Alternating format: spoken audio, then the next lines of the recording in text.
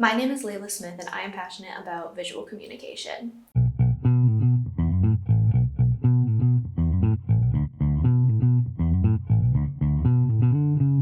To me, visual communication is all about connecting with an audience and being able to reach an audience strictly through visual media, through art, through photography, through a video, not requiring them to have a lot of background knowledge on a specific area of expertise or read a super technical article explaining very specific concepts and processes. It's more just relying on what they see, what they feel, and what they understand from that.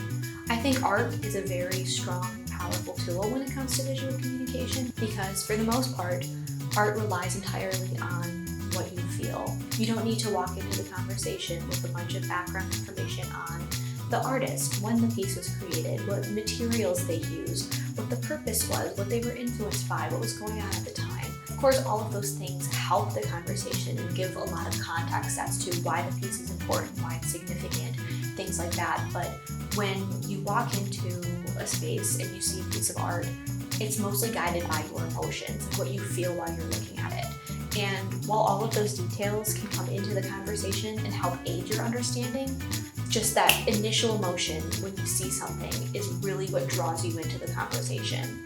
I think that this is extremely applicable to science communication because most of the time, people don't care so much when you just present them with statistics about climate change or have them read an article about genetically modified foods or gene editing in humans. It's not something that really catches their attention and draws them in because it doesn't reach them emotionally.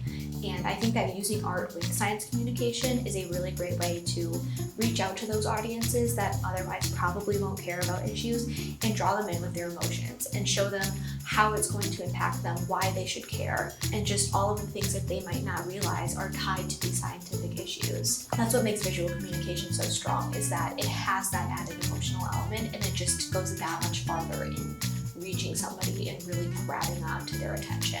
I've been creating art ever since I could hold a crayon, and as I've grown up, I've dabbled in a lot of different fields of art. One of my favorite art forms actually is sidewalk chalk. I'm from Wausau, Wisconsin. Every summer, Wausau has its annual Chalk Fest event, and so hundreds of artists come from around the state or even around the country, and you buy a sidewalk square and then you just draw on it. And it's amazing to see what people can come up with and the different ways that they can manipulate chalk. Some of them look like paintings or like charcoal sketches. Like, they're extremely detailed, so wonderful, so amazing.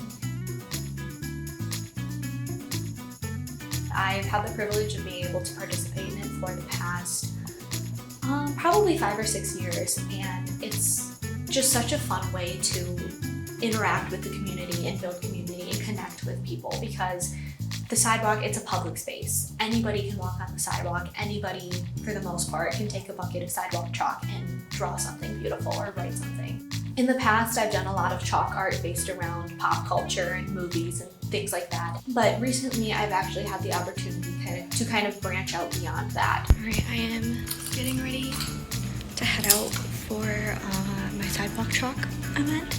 My keys, wallet, earbuds, chapstick, my phone. Traveling pretty light, and I have like 40 pounds of chalk too. For this year's Earthfest celebration, I was asked to create a piece of sidewalk chalk art based on what Earth Day means to me and how it impacts me specifically. And initially, I had a lot of trouble coming up with the concept to draw because I was so focused on how do I make somebody understand this really important information about climate change, about the state the Earth is in, about what they can do to help, and how do I do that through a sidewalk chalk drawing? And I was really just hung up on that. And I had this information and I wanted people to understand it, but I didn't know how. And then I just took a step back and I started thinking about, what does the Earth mean to me? What does the environment mean to me? And it took me back to during the COVID-19 lockdown, my family would spend a lot of time hiking the Ice Age Trail. My mom and I specifically would go a lot with my dog, and those were some of my fondest memories from the pandemic.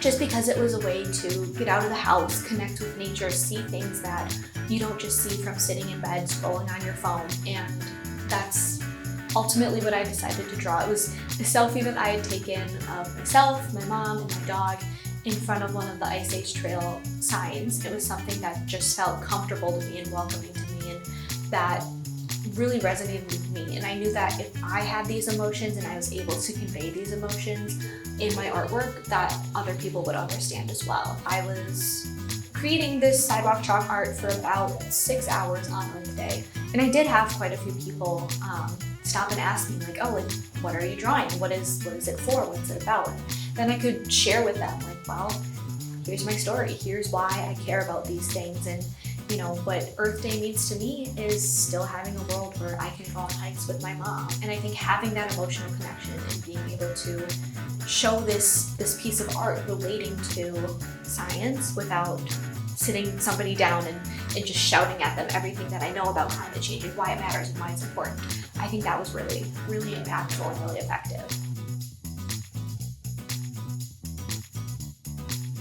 As the years go on, it hasn't gotten any easier to communicate about science.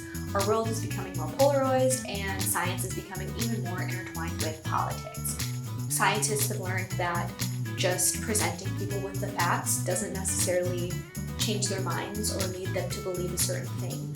And to me, the best way to overcome this is through visual communication and through harnessing the emotional depth that art has and that photographs have and that comics or infographics or anything that uses visual media has in reaching people and really connecting with them.